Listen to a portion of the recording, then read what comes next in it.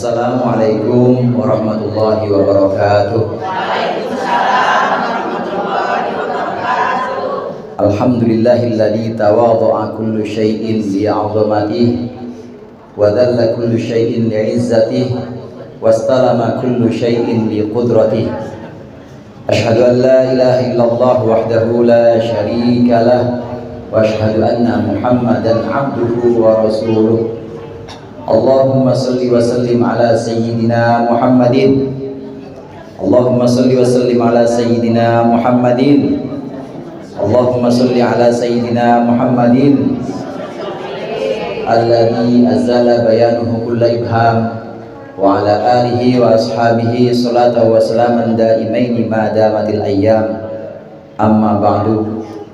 Hadratil kiram wal muhtaramin, yang sama-sama kita hormati orang tua kita Bapak Haji Mulyadi, para ibu-ibu hajjah, ibu ustadzah, Bu Haji Kustini Jida, dan tentunya yang mengundang kita pada hari ini yaitu Ibu Ratna dan Bapak Mamat, segenap ibu-ibu jamaah undangan yang dimuliakan oleh Allah. Alhamdulillah pada pagi hari ini kita hadir di sini untuk mendoakan, untuk memohonkan kepada Allah keberangkatan umroh dari Bapak Mamat dan Ibu Ratna. Mudah-mudahan Allah berikan kelancaran, Allah berikan kesehatan, dan Allah kembalikan ke tanah air dengan umroh yang mabrurah. Amin ya rabbal alamin. Saya lihat di sini ibu-ibu orang senang semuanya. Enggak ada yang susah. Cantik. Ini baru ketahuan ntar kalau naik. Kalau bangun kira-kira megangin pinggang apa enggak? Kalau megang pinggang, megang dengkul, ya berarti kecantikannya udah kecantikan dalam. Namanya inner beauty. Amin nggak Pak? Amin aja gue diajarin. Ibu-ibu sekalian, ibu senang nggak kalau punya rumah baru? Maka kalau ada teman punya rumah baru juga harus ikut senang. Ibu senang nggak kalau punya mobil baru? Maka kalau ada teman punya mobil baru, ibu kudu ikut senang juga. Ibu senang nggak kalau bisa berangkat umroh? Maka kalau teman kita berangkat umroh, ibu juga harus senang juga. Kata Rasulullah SAW, la yuhibbu ahadukum hatta yuhibba li akhihi ma yuhibbu li nafsihi.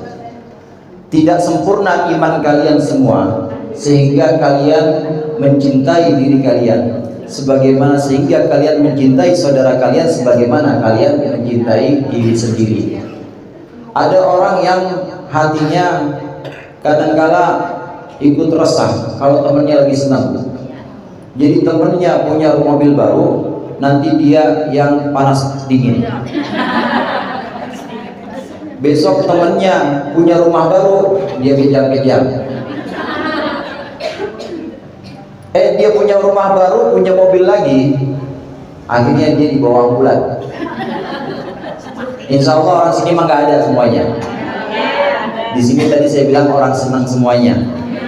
Karena kita senang, kita bersuka cita hadir kita di sini karena saudara kita Bapak Asep, Bapak Asep. Ini gara-gara ada ibu komite ini.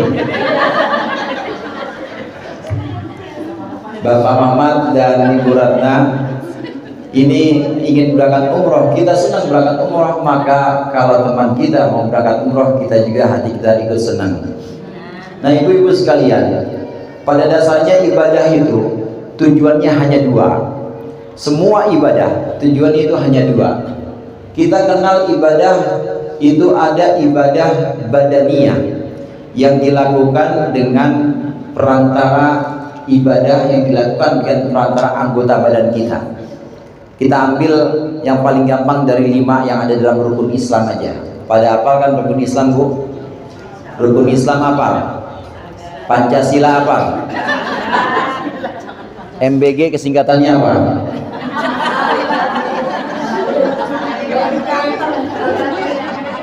Rukun Islam yang pertama apa? Syahadat pakai apa, Bu? Syahadat pakai apa? Mulut. Mulut itu termasuk anggota tubuh kita atau bukan? Ya. Rukun Islam yang kedua, sholat. Sholat pakai apa, Bu? Pakai badan. Ini ibadah yang kelompok pertama disebut dengan ibadah badaniyah. Ibadah yang mengerahkan upaya badan kita, mungkin dengan melakukannya, mungkin dengan meninggalkan sesuatu. Contoh ibadah yang harus meninggalkan sesuatu itu ibadah puasa. Ibadah itu ibadah puasa disuruh meninggalkan makan dan minum. Yang lapar perut apa hati, Bu? Perut. Maka ibadah puasa termasuk ibadah badaniyah. Ada lagi kelompok ibadah yang namanya ibadah maliyah, ibadah harta, sedekah. Itu ibadah harta. Ibu memasukkan uang ke kotak tromol masjid, atau ibu buka m-banking, sekarang modelnya pakai QRIS, udah gak ada golok sekarang, pakai QRIS. Begitu keluar Masjid Al-Ikhlas, begitu ya, nomor rekeningnya Masjid Al-Ikhlas, harus dilihat dulu, Bu. Jangan-jangan rekeningnya Ustadz Ahmad Mustafa Wajdi, jangan salah. Benar-benar ini punya masjid, ibu klik aja, ibu tulis nominalnya, udah jadi sedekah. Orang yang lagi sakit badannya, orang yang lagi kurang sehat, lagi sakit badannya, taruhlah dia nggak bisa jalan, buka m-banking sedekah, bisa apa nggak, Bu? Bisa. Orang yang dalam keadaan badan lagi lemah tapi hartanya dia punya, maka dia bisa melakukan ibadah maliyah. Sudah dua jenis ibadah yang kita kenal, yaitu ibadah badaniyah dan ibadah maliyah. Ibadah maliyah zakat atau sedekah yang kita kenal. Nah, yang akan dilakukan oleh Bapak Mamat dan Ibu Ratna ini ibadah yang menggabungkan dua jenis ini, yaitu ibadah maliyah sekaligus ibadah badaniyah. Contoh yang tadi, orang yang dalam keadaan sakit tapi uangnya ada, bisa sedekah atau enggak, Bu? Bisa. Contoh yang pertama ibadah badaniyah, dia nggak punya uang tapi sholat subuh, bisa nggak, Bu? Bisa. Jadi salah satunya nggak dipenuhi, dia nggak punya harta tapi dia bisa ibadah badannya, bisa jadi ibadah badannya. Kalau ibadah maliyah, dia lagi sakit badannya tapi mau sedekah, insya Allah bisa juga, maka jadi ibadah maliyah. Cuma umroh ini, Bu, umroh. Yang namanya umroh ini menggabungkan kedua kecenderungan ibadah ini. Umroh adalah ibadah maliyah dan ibadah badaniyah. Yang berangkat besok badan kan ya, Bu Rana ya? Pak Muhammad, yang berangkat kan badannya ya, di bawah ya? Badannya. Dan badannya kudu sehat, alhamdulillah sehat. Udah semuanya sudah melalui rumah sakit atau dokter udah check up semuanya, sehat semuanya. Orang sehat udah semuanya diperiksa dokter, check up, pokoknya bagus, tapi duitnya kagak ada, bisa berangkat umroh nggak, Bu? Bisa berangkat umroh nggak? Nggak bisa, karena dia harus memenuhi dua unsur ini, unsur badaniyah dan unsur maliyah. Atau sebaliknya, dia duitnya banyak, pokoknya rekeningnya itu nolnya ya sampai 9, nolnya doang. 9 berapa tuh kalau 9? Miliar. Rekeningnya itu lebih dari 9 digit, tapi, Bu, stroke. Bisa berangkat umroh kagak? Bisa berangkat haji kagak? Nggak bisa.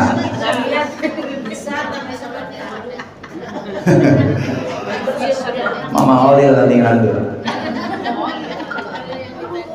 Gak bisa berangkat, karenanya umroh dan haji ini dua ibadah yang mengerahkan sekaligus dua upaya, yaitu upaya badan kudu sehat dan juga maliyah atau biayanya. Karenanya umroh atau haji ini dijadikan sebagai rukun Islam yang kelima. Wajib hukumnya untuk orang yang sudah mampu, yang mampu dari segi badan atau mampu dari segi keuangan atau biayanya, yang akan dilaksanakan oleh ibadah umroh ini oleh Bapak Mamat dan juga oleh Bu Ratna, ini dua ibadah yang menggabungkan dua kecenderungan ini, yaitu ibadah badaniyah dan ibadah maliyah atau ibadah harta. Ibu-ibu sekalian, ya, semua jenis ibadah itu semua sama. Tujuannya hanya ada dua. Yang pertama, tujuannya tahqiqu makna al-ubudiyah, mewujudkan makna kehambaan kita kepada Allah. Sering kita baca ayat ini, iyyaka na'budu wa iyyaka nasta'in. Artinya hanya Engkau yang kami sembah dan hanya Engkau yang kami mintakan pertolongan. Ini makna ubudiyah, arti kehambaan kita yang sesungguhnya ada pada ayat ini. Benar-benar nggak kita menyembah hanya kepada Allah saja? Benar-benar nggak kita minta pertolongan hanya kepada Allah saja? Maka sejatinya semua ibadah tujuan pertamanya adalah tahqiqu makna ubudiyah. Sebenarnya adalah untuk mewujudkan makna kehambaan yang sejati. Datang ke masjid, kemudian baca tadarus sambil iktikaf, ini sebenarnya untuk mewujudkan makna bahwa aku hamba ya Allah, aku tidak bisa apa-apa. Aku hamba ya Allah, ini adalah tuntunanmu. Aku bisa datang ke masjid ini kalau bukan karena kesehatan yang Kau berikan, gak bisa ya Allah. Aku datang ke masjid ini untuk iktikaf kalau bukan Engkau yang menuntun hatiku untuk cinta dengan masjid, maka aku gak bisa. Jadi benar-benar ngaku bahwa aku hamba dan Engkau Tuhan ya Allah. Ibadah tadarus contohnya, atau iktikaf di masjid. Demikian juga sholat itu. Sholat yang kita lakukan ini sebenarnya adalah untuk makna ubudiyah, untuk tahqiqu makna ubudiyah, untuk mewujudkan makna atau arti kehambaan. Sholat waktu kita mengucapkan Allahu Akbar, artinya apa, Bu? Ada yang lain gak artinya? Allahu Akbar itu artinya aku kecil ya Allah. Aku kecil. Utang-utang kecil ya Allah. Tagihan-tagihan kecil. Masalah sekolah di sekolah ada anak dipanggil mulu sama guru BK, kecil ya Allah.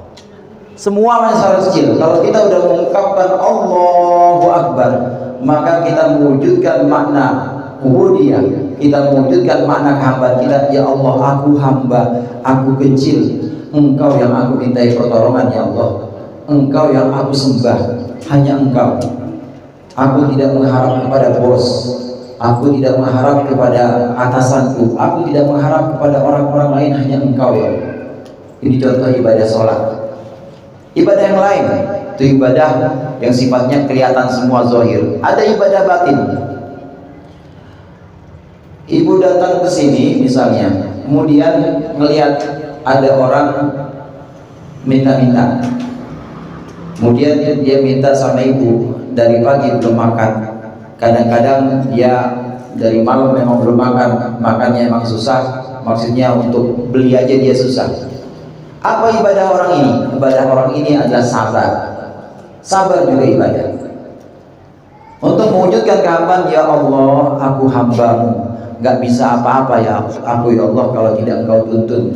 Ya Allah, aku hambamu, Engkau yang bimbing aku supaya rezeki yang aku dapat, makan ini perut sudah lapar, tapi Engkau berikan aku rezeki yang halal. Ini yang namanya mewujudkan makna kehambaan kita. Jadi ngaku bahwa kita hamba dan Allah Tuhan. Itu tujuan pertama dari seluruh ibadah. Demikian juga ibadah yang akan dilaksanakan Bapak Mamat dan Ibu Ratna, itu juga mewujudkan kehambaan. Sampai di sana ketika melihat Ka'bah, kemudian tawaf, maka di situ Ibu Ratna dan Bapak Mamat ini menghadirkan hati, menjaga sikap hati dengan keyakinan bahwa ya Allah, betapa kecilnya aku di antara lautan manusia ini. Ya Allah, betapa lemahnya aku di antara keagungan kekuasaan-Mu ketika tawaf. Begitu juga ketika sa'i, begitu juga ketika melaksanakan ibadah-ibadah yang lain. Ini adalah untuk mewujudkan makna kehambaan, bahwa kita hamba nggak bisa apa-apa, dan Engkau ya Allah, Engkau adalah Tuhanku, Engkau yang membimbing dan Engkau yang menuntun aku untuk bisa itu. Ini makna pertama dari ibadah. Semua ibadah pasti seperti itu. Kemudian makna yang kedua, tujuan dari ibadah untuk membebaskan kita dari kegelapan basyariah atau kegelapan manusia kita. Bu, tadi pagi udah sarapan belum?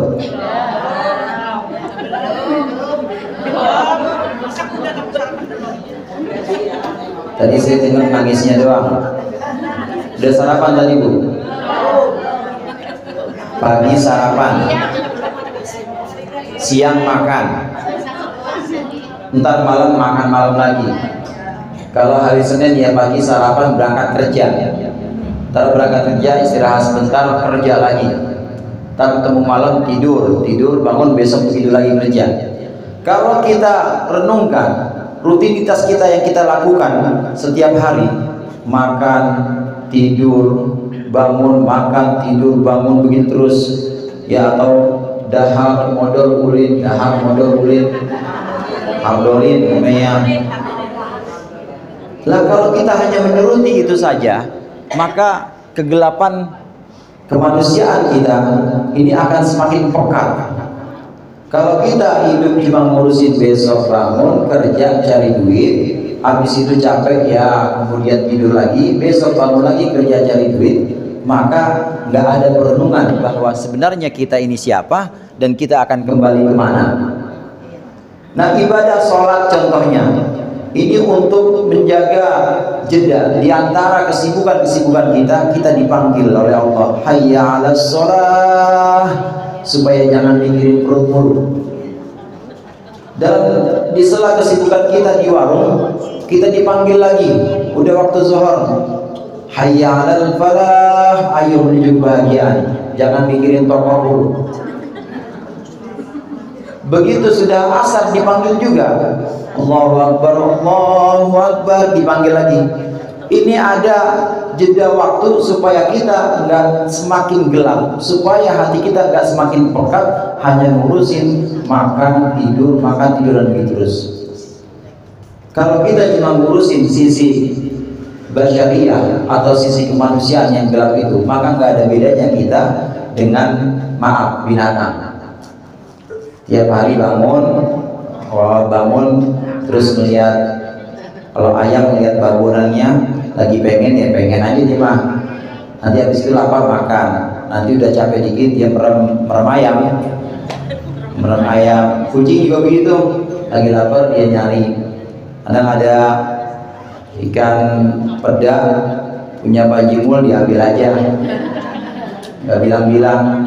Terlihat kucing perempuan waktunya kawin ya kawin dia. Tidak ada perenungan dan tidak ada jeda waktu untuk tafakkur, untuk menghambakan diri kepada Allah. Ibadah sholat yang kita lakukan, demikian juga tadarus Quran kita misalnya, demikian juga puasa kita, ini adalah untuk menjernihkan hati kita, supaya kita tidak semakin gelap, tidak semakin pekat dalam sisi-sisi kemanusiaan yang mirip-mirip dengan binatang. Mirip, Bu. Sifat-sifat kita itu banyak miripnya sama binatang.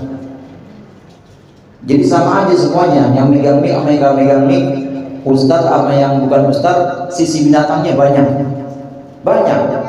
Saya tanya sama ibu, kucing kalau aus ngapain, Bu? Ibu kalau aus sama kan? Kucing kalau lapar ngapain, Bu? Ibu ngapain lapar? Sama. Kira-kira kalau kucing pengen teman tidur, itu nyari teman ya nyari yang sama gendernya atau nyari pasangannya sama nggak sama enggak?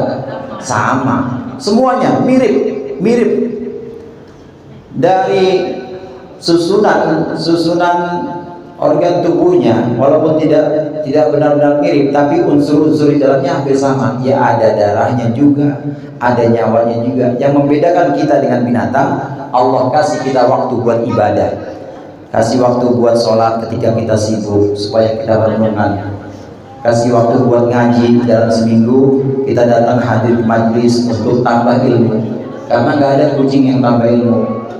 Kemudian dalam waktu beberapa bulan kita kemudian silaturahim, ini ibadah-ibadah semuanya. Jadi tujuan ibadah yang kedua, kalau pertama tadi tujuan ibadah adalah untuk mewujudkan makna kehambaan, aku hamba ya Allah engkau Tuhan. Tujuan yang kedua yaitu untuk membebaskan kita. Semua ibadah adalah untuk membebaskan kita dari gelapnya sisi kemanusiaan kita. Semua ibadah. Nah demikian juga ibadah umroh yang akan dilaksanakan oleh Bapak Mamat dan juga Ibu Ratna. Oleh karenanya ini pesan buat kedua mempelai, buat Bapak Mamat dan Ibu Ratna, ketika melaksanakan ibadah di sana ambil mikot atau mulai niat haji, mulai niat umroh, ambil mikot. Biasanya kalau dari Madinah itu ambil mikotnya di Bir Ali. Di Bir Ali di situ sudah mulai niat. Nawaitul umrota wa ahramtu biha. Aku niat umroh dan aku mulai berihram sebab umroh.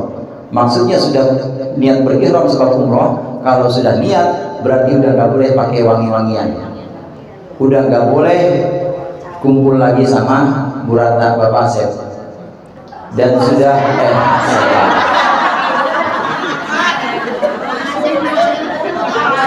Bapak Mamat maksud saya, tapi benar bapaknya Asep mana? Benar. Udah nggak boleh kumpul lagi, udah tidak boleh sembarangan matiin hewan karena ada damnya.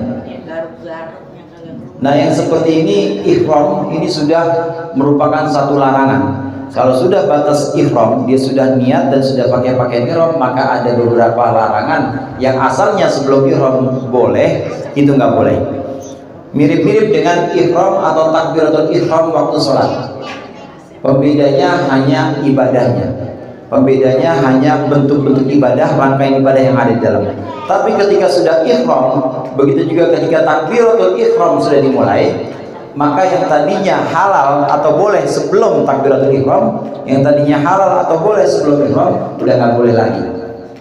Cuma yang dilarang berbeda antara ibadah sholat dengan ibadah umroh tentunya. Kalau dalam sholat contohnya, minum aqua boleh nggak Bu? Minum air mineral boleh nggak? Sensor tuh tadi ada mereknya. Boleh nggak Bu minum air mineral? Boleh. Kalau udah takbiratul ihram boleh nggak? Nggak boleh. Begitu juga ihram nanti ada beberapa larangan. Ketika sudah nawaitul umrata wa ahramtu biha, maka Bapak Mamat dan Ibu Asep udah nggak boleh lagi melakukan, Ibu Ratna maksud saya, udah nggak boleh lagi melakukan hal-hal yang tadi asalnya boleh. Ini yang pertama. Kemudian yang kedua, ambil miqat. Kemudian yang pertama akan dilakukan adalah tawaf di Masjidil Haram.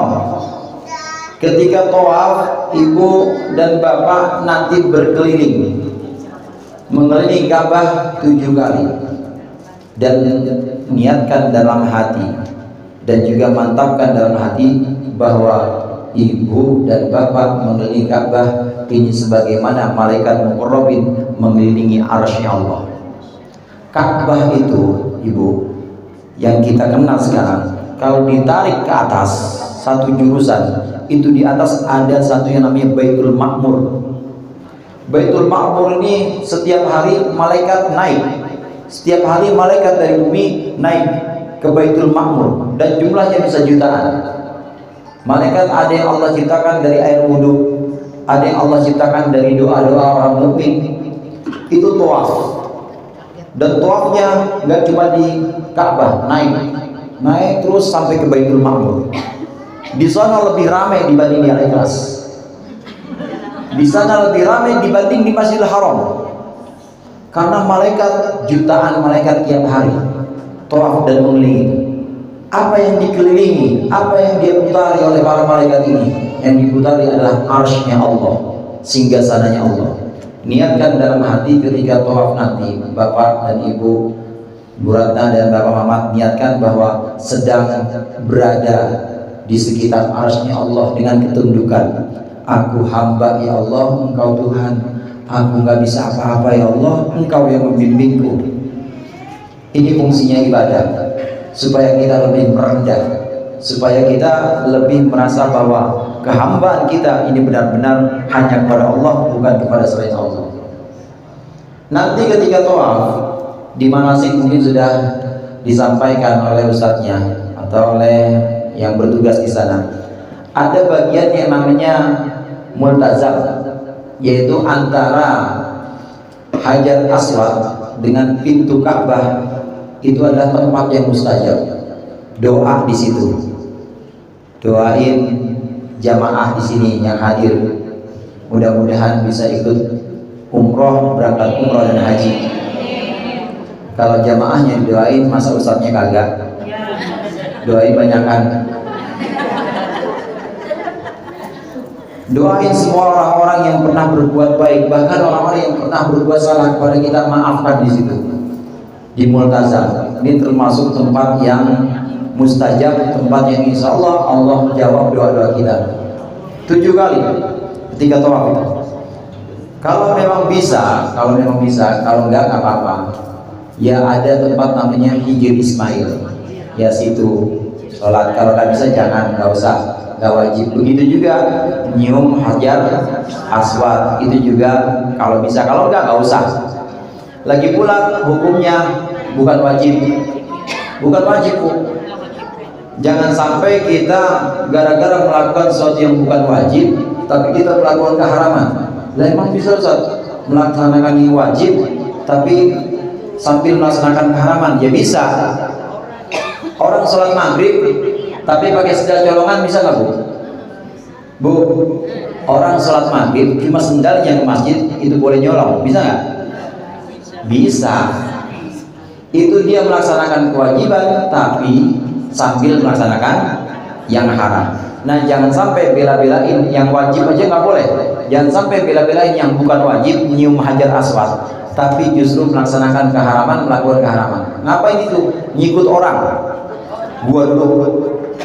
Tangan giliran udah pengen sampai ada yang merebut, disikut lagi orang. Boleh nggak ngikut orang? Nggak boleh. Sama di Al-Ikhlas sama di Masjidil Haram nggak boleh ngikut orang.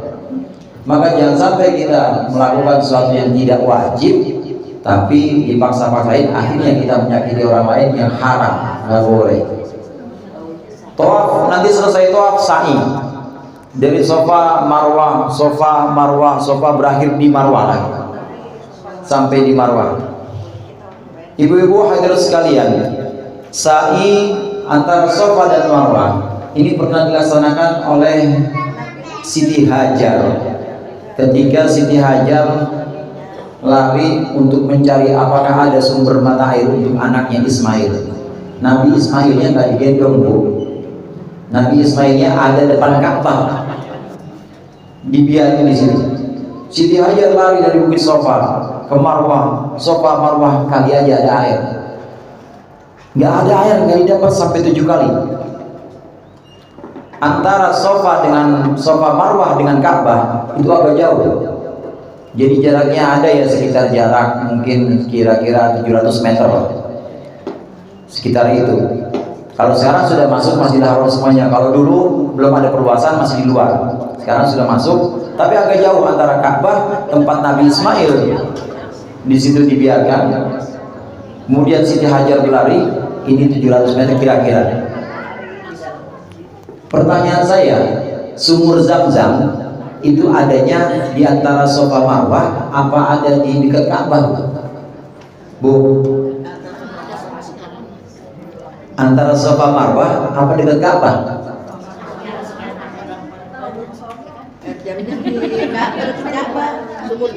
Sumur Zam-Zam adanya dekat Ka'bah apa di antara Safa Marwah? Dekat Ka'bah. 100 buat wajib muslim. Dekat Ka'bah. Masih dibuka. Setelah tahun 98 tuh ditutup. Jadi nanti di sana 93. 2003. Iya, itu udah mulai ditutup. Dulu sebelum 2003 di Ka'bah itu ada satu bagian, satu sisi yang bisa kita masuk ke dalam, dan di situ ada sumur Zam-Zam. Disitulah Nabi Ismail kakinya nendang-nendang dan di situ keluar mata air. Ini bisa kita ambil pelajaran ibu-ibu, bahwa kadangkala Allah menurunkan pemberiannya, kadangkala Allah memutuskan satu kudrah atau satu ketetapan ini di luar logika kita, di luar nalar kita. Pengennya kalau larinya Safa Marwah berarti keluar airnya di mana, Bu? Safa Marwah. Dan yang nemuin berarti siapa? Siti Hajar. Tapi Allah punya kehendak lain. Nggak ada di Safa Marwah, tapi justru anak kecil yang bisa menemukan, yaitu Nabi Ismail yang waktu itu masih bayi. Ini yang namanya logika. Kadangkala logika yang kita sering kenal, logika yang kita sering terapkan, ada sebab ada akibat, nggak ada sebab nggak ada akibat, kadangkala seperti itu kadangkala tidak berlaku, dan Allah pengennya lain. Demikian juga kita, jangan putus asa dan juga jangan kecil hati. Kayaknya mas saya nggak ada urat umroh nih, kayaknya mas saya nggak ada bau-baunya haji nih. Jangan. Allah punya satu skenario yang di luar logika, di luar nalar. Kadang-kadang seperti itu. Nah, Sa'i dan Marwah Siti Hajar ini ketika nanti Bapak Mamat dan Ibu Ratna sa'i antara Safa dan Marwah, ini bayangkan sedang ada di pelataran istananya Allah, mengharap kepada Allah, ya Allah, aku diterima apa enggak ya lari? Ya Allah, ibadahku ini masih kurang banget. Ya Allah, kira-kira Engkau menerima enggak doa-doaku? Penuhi hati dengan rasa kehambaan. Lagi-lagi kehambaan, karena memang fungsi ibadah adalah hamba. Penuhi hati dengan sikap bahwa ya Allah, aku hamba dan Engkau Tuhan. Cuma Engkau yang bisa menuntun aku. Kalau aku tidak Engkau tuntun, nggak bisa. Kehambaan ini sangat penting. Kemudian yang berikutnya tahallul. Tahallul nanti tinggal potong rambut aja. Ini juga wujudkan rasa kehambaan juga. Ya Allah, aku turuti perintahmu. Ya Allah, aku taati semua perintah-perintahmu. Semua aku laksanakan dan aku selesai. Tahallul. Tahallul dalam umroh atau dalam haji ini sepadan dengan salam dalam sholat. Jadi kalau sudah tahallul sama seperti sudah sholat, ketika assalamualaikum warahmatullah, assalamualaikum warahmatullah, ada lemper di samping, boleh dimakan nggak Bu? Boleh, udah salam. Begitu juga kalau sudah tahallul, sudah cukur rambut, maka sudah boleh yang tadinya dilarang, udah boleh lagi di kamar berdua. Bapak Ratna, Bapak Ratna, Ibu Ratna dan Bapak Muhammad tidak boleh lagi karena udah tahallul. Jadi tahallul itu sepadan dengan salam dalam sholat, sudah halal lagi. Namanya juga halal, tahallala ya tahallalu tahallul. Ini ibadah-ibadah rangkaian yang ada dalam umroh, semuanya di Mekah. Tadi saya dengar Bapak Muhammad bilang Madinah dulu. Sampai di Madinah nanti hadirkan hati kita, hadirkan hati Bapak dan Ibu di sana. Ini sudah sampai tanah mulia Madinah, tanah haram Madinah. Dan bayangkan dulu di tanah itu Rasulullah membimbing sahabat-sahabatnya.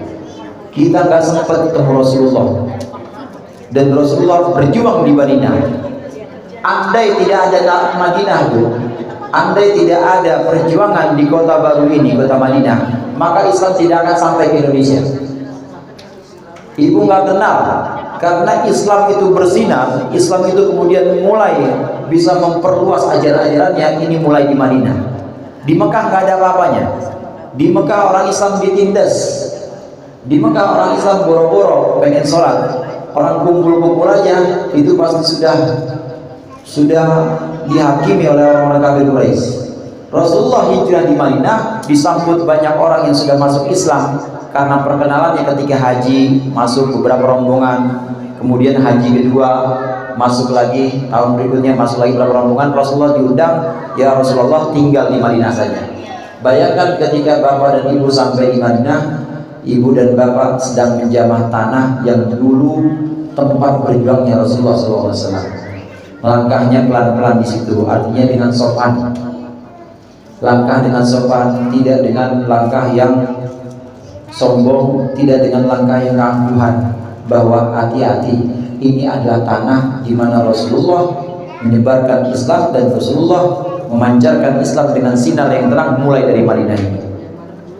Kemudian selain itu, Bapak Ibu, ketahuilah bahwa Madinah tanahnya adalah tanah mulia. Cuma ada satu tanah yang menjadi tempat dipeluknya jasad mulia Rasulullah SAW. Hanya ada satu tanah yang menjadi tanah yang memeluk badan Rasulullah yang mulia, yaitu tanah Madinah. Karenanya tanah Madinah ini, sebagian ulama mengatakan tanah Madinah ini lebih mulia dibanding tanah Makkah. Lebih mulia karena di tanah Madinah ini badan mulia Rasulullah dimakamkan, badan mulia Rasulullah dipeluk di tanah ini. Maka sampai di Madinah hadirkan kembali sosok Rasulullah, sampai di Madinah hadirkan kembali kerendahan hati kita, kehambaan kita kepada Allah. Alhasil Bapak Ibu sekalian, yang namanya ibadah ini adalah kehambaan. Ini sejatinya untuk mengikis rasa sombong kita, supaya kita nggak merasa mentang-mentang bisa sholat kemudian merasa paling Islam. Nggak boleh. Mentang-mentang bisa ngaji kemudian melihat orang yang belum ngaji matanya julid, nggak boleh. Mentang-mentang bisa sedekah melihat orang yang tidak bisa sedekah kemudian diomongin, nggak boleh. Karena ibadah semuanya termasuk umroh ini adalah untuk kehambaan, supaya kita merasa bahwa ya Allah, saya nggak bisa apa-apa, ini Engkau yang menuntun saya. Ya Allah, saya nggak bisa apa-apa, ini Engkau yang bimbing saya. Ini yang dimaksud dengan mewujudkan makna kehambaan atau tahqiqu makna ubudiyah, mewujudkan makna kehambaan kita kepada Allah. Ya, sholatnya kita jangan bikin kita makin sombong, ngaji kita jangan bikin kita makin sombong, ilmu kita jangan bikin kita makin sombong. Demikian juga umroh dan haji kita jangan bikin kita makin sombong, karena maksudnya adalah mewujudkan makna ubudiyah, mewujudkan makna kehambaan. Aku hamba ya Allah dan Engkau Tuhan. Ibu-ibu sekalian, ibadah umroh maupun ibadah haji ini, ibadah-ibadah lain juga ini akan menuntun kita kepada kehambaan. Mudah-mudahan Allah bisa menuntun kita, mudah-mudahan Allah membimbing kita untuk istiqomah dan juga untuk menghadirkan betul-betul rasa kehambaan dalam hati kita, sehingga dimanapun kita berada, kapanpun kita akan merasa bahwa kita hamba dan Allah Tuhan satu-satunya yang kita mintai pertolongan dan kita sembah. Dikurangnya saya mohon maaf, mudah-mudahan bermanfaat. Wallahul muwaffiq ila aqwamit thoriq. Assalamualaikum warahmatullahi wabarakatuh. Doanya duduk ya Bu.